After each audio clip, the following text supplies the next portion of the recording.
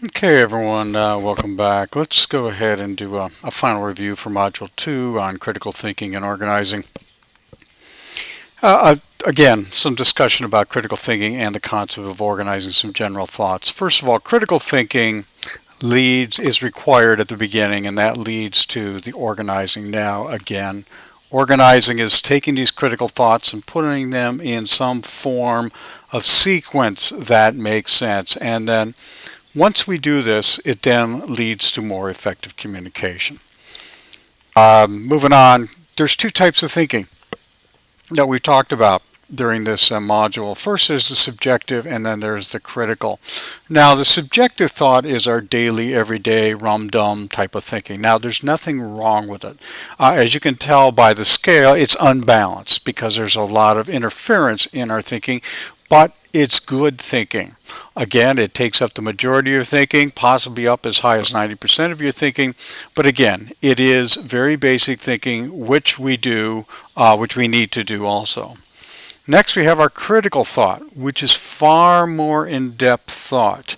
This is where we actually focus in on our thinking, and basically, as I've mentioned before, my definition of critical thought is thinking about your thinking as you're thinking in order to improve your thinking. The consequences are phenomenal. Getting there, though, is not terribly easy. Now, why do we need critical thought? Now, if you've had psychology, you've seen the Maslow's hierarchy of needs. Well, the survival stuff is at the very bottom of the pyramid. That is the basic stuff we do, and generally the easy stuff that we do.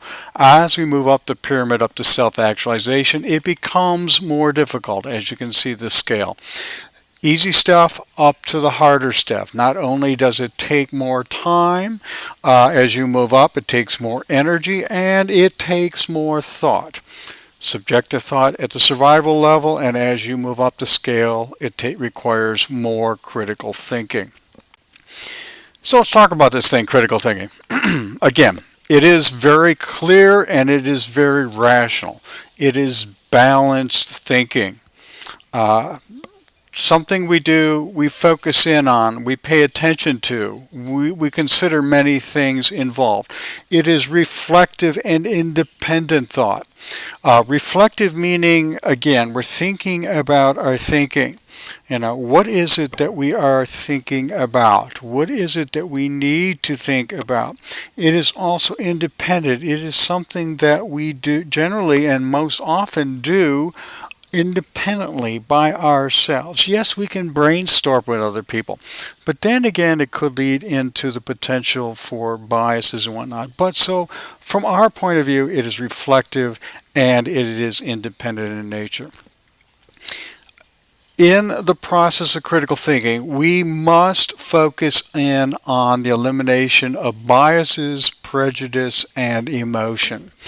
Again, these are difficult things to eliminate. These are things that make us who we are. They come from many forms. Culture is extremely involved in this, particularly in the biases and the prejudice. The emotion is something that is somewhat different from person to person. But again, these all interfere with our critical thought. These are very prominent in our subjective thought, but we need to be attentive to these.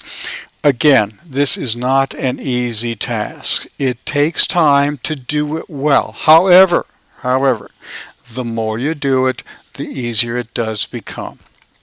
Finally, it is required in business. Yes, you're going to do a lot of subjective thought, but if you want for a business to be successful, critical thought is a mandatory activity. Talk a little bit about organizing. Well, organizing begins with ideas, and they're just a bunch of ideas. Okay, this is part of the critical thinking. You come up with ideas. Some are good, some not so good, some are keepers, some are throwbacks, so on. But once we get these ideas and we think we have all the ideas that we need at a point in time, we need to put them in order. And it's generally not, I wouldn't say chronological order, but order of meaning. Meaning that would have meaning for us as well as meaning for the person with whom we're going to share them. Now, how do we best put these in order? Well, when it comes to writing, if we're going to use written communication or any form of communication for that matter, but primarily, especially for written communication, outlining is going to be key to successful ordering. Outlining is nothing but a tool. It's not the cure-all for our communication needs. It's just one of many things. Now, yes, our subjective thought, we do that in our heads quickly without thinking. However, critical thought we need to outline. So again, it is a tool. It could be very simple. It could be very complex. But again, we take the ideas, we put them in order, and in this tool of outlining, we briefly list them. And again, it is best to do this in writing. It can be very formal and informal, totally up to you. But this ordering, this outlining provides understanding, provides meaning. And that's why it is important that we do it in some way, shape, or form prior to our writing.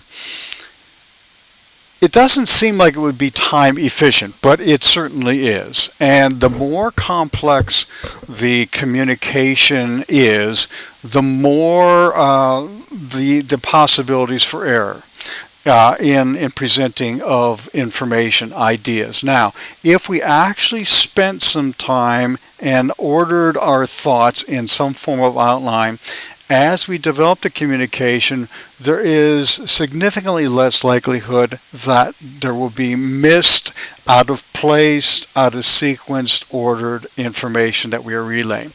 Now, once we start misplacing, putting things out of sequence, the receiver is going to be confused. Communication is going to fail. So, yes, though it may take a little upfront time, in the overall scheme of things, it is far more efficient to do this.